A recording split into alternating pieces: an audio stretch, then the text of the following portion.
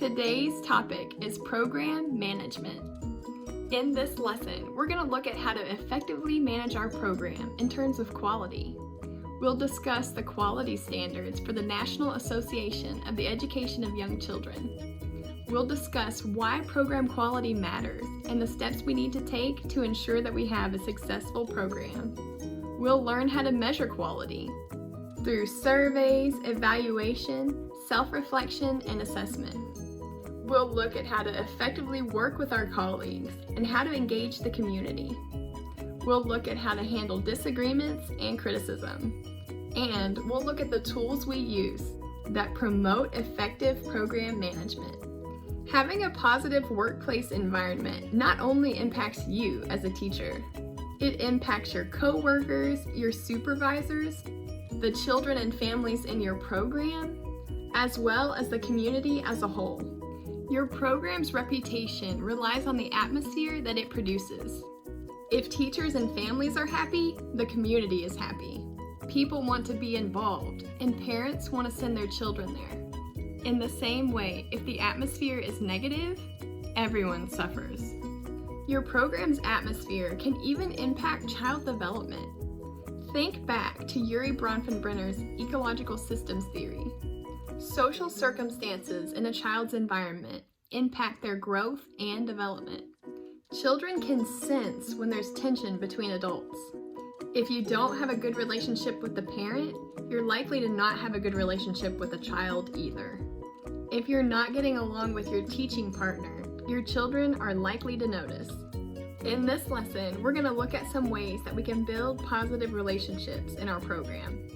Whether you are team teaching, co-teaching, or teaching in a teacher-teacher assistant relationship, collaboration is key. Building this relationship right from the start will determine how successful your program will be. This positive atmosphere will influence how happy the children are in your classroom and how happy the parents are in your program. Creating a positive work culture helps teachers feel like they are part of a team rather than isolated. Teachers can come to like each other, to learn from each other, and to grow with each other. By creating a positive atmosphere, we create opportunities for professional growth. Be positive. Are you a glass half full person or a glass half empty person? Being positive is a simple way to promote a positive work culture. Oftentimes, we spend too much time worrying about all the negative aspects of our program. What we're doing wrong in our teaching approach, what the children are doing wrong in the classroom, what our director is doing wrong with the program. By shifting our perspective, we improve our environment. Instead of focusing on what everyone is doing wrong, shift your perspective and celebrate what's going right in the program.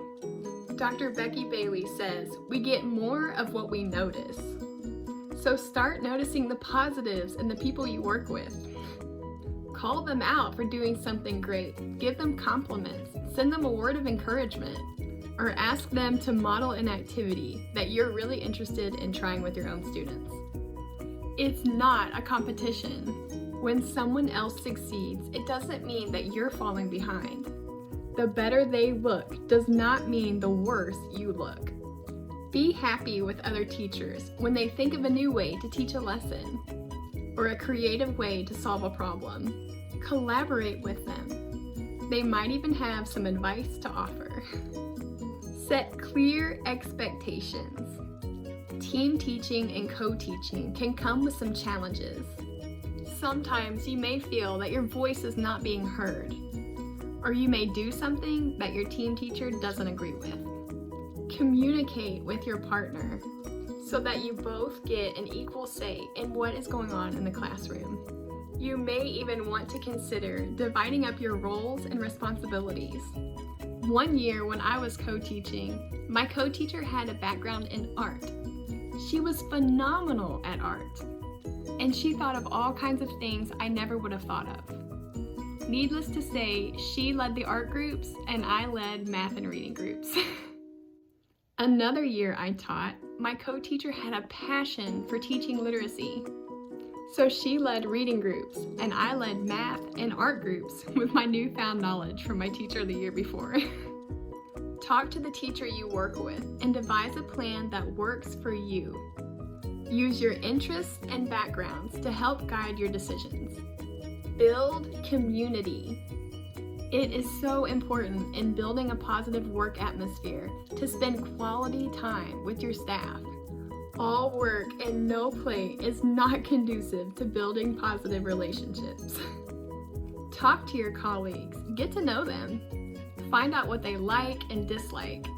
Find out why they wanted to become a teacher and what their aspirations are for the future. Go on staff outings, have dinner together, or do team building exercises. This type of camaraderie fosters authentic relationships and will help create a positive working environment. Learn together. The teaching family that learns together stays together.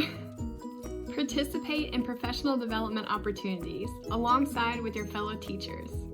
Attend conferences and workshops that you're interested in. Observe each other in the classroom. Point out areas of strength in each other and set goals that help you grow professionally. When I was teaching, I had a small group of teacher friends that I would meet with once a month. We would observe our children and point out interesting things that happened in our classroom.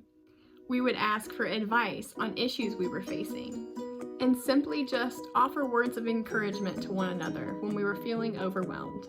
See if you can gather a small group of teacher friends that you can learn from and grow with. No matter what you do to establish a positive working environment, there will inevitably be times when you're faced with conflict, whether that be disagreements or personality clashes, negative feedback, or constructive criticism. In these situations, it's important for you to compose yourself and respond in an appropriate manner. If you find yourself in a conflict with someone, make sure that you go to them in private. Voice your concerns and come up with a solution. Discuss the situation and see if there may be an underlying explanation. State the facts, avoid blame, and manage your emotions so that you can come up with a solution. Consider the situation from the other person's perspective. Constructive feedback is designed to help you become a better teacher, so try not to be too offended. I know it's hard to hear, but this feedback is meant to help you grow. Take their advice and reflect on it.